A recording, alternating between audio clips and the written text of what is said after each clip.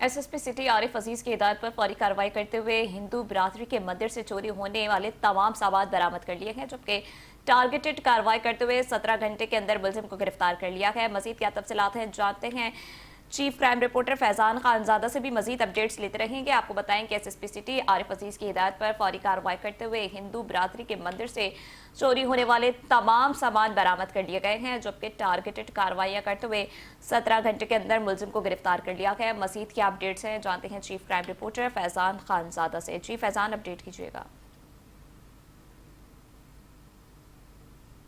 District city से अहम पेशरफ्त सामने आई है, जहां हिंदू बिरादरी के मंदिर में होने वाली चोरी के वाक़े पर पुलिस ने बरवक्त और मौसर कार्रवाई करते हुए सिर्फ 17 घंटों के अंदर मुलजिम को गिरफ्तार कर लिया है।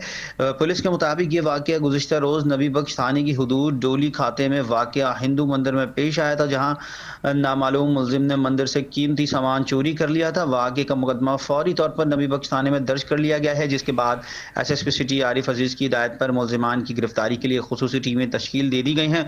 मुलजिम ने टेक्निकल बुनियादों और खुफिया मालूमात की मदद से टारगेटेड कार्रवाई करते हुए मरकजी मुलजिम को गिरफ्तार कर लिया है, जबकि मंदिर से चोरी होने वाला तमाम सामान भी बरामद कर लिया गया है।